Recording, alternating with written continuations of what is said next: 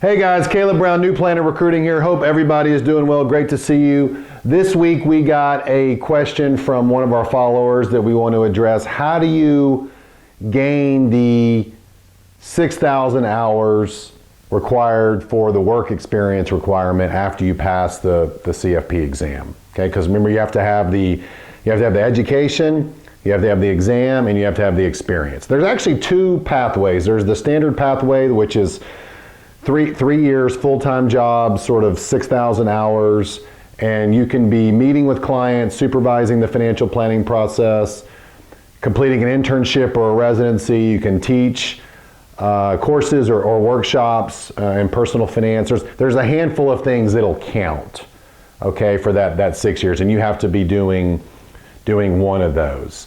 If you want to qualify for the apprenticeship or the accelerated pathway, the 4,000 hours or 2 years, you basically have to be working in all 7 stages of the financial planning process. So the gathering information, setting goals, developing a plan, making the recommendations, all 3 of those. And you can find more about that on the CFP board website.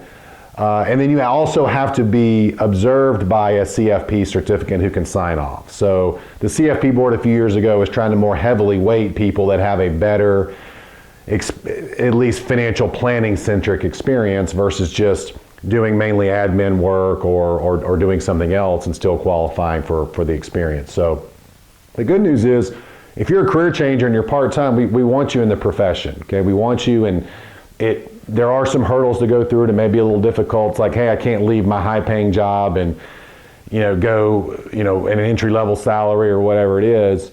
So just a couple thoughts on some things you can do. And I would say the Hannah Moore externship, Amplified Planning, is probably the biggest thing you can do. It's not a lot of money. It's about $300, and you get about 1 month of experience.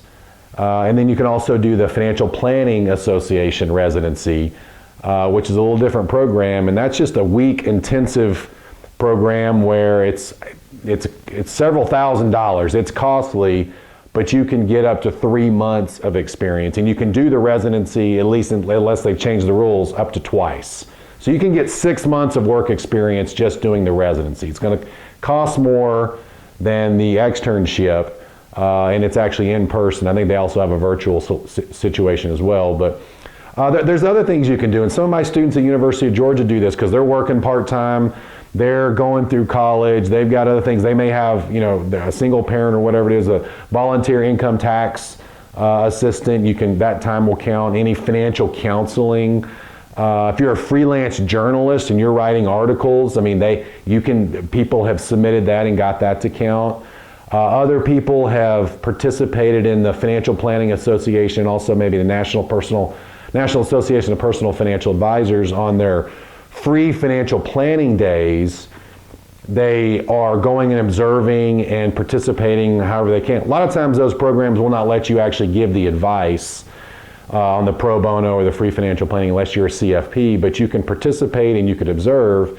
And I know people who've had some of their experience signed off by that. So there's a couple thoughts for you, and also to remember that you have 10 years before the exam to accumulate this. You also have 5 years after the exam.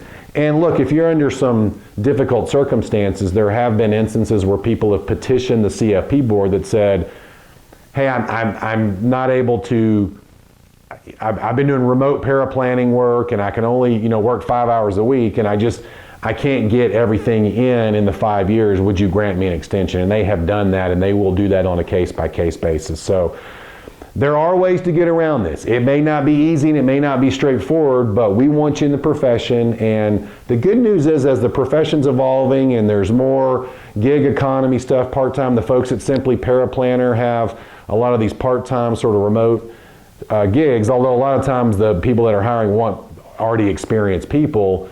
That could be a good way to get some of these hours. So I hope that was helpful. We'll see you next time. Thanks so much for your questions. Keep them coming in. We want to give you valuable content. See you next time. Bye-bye.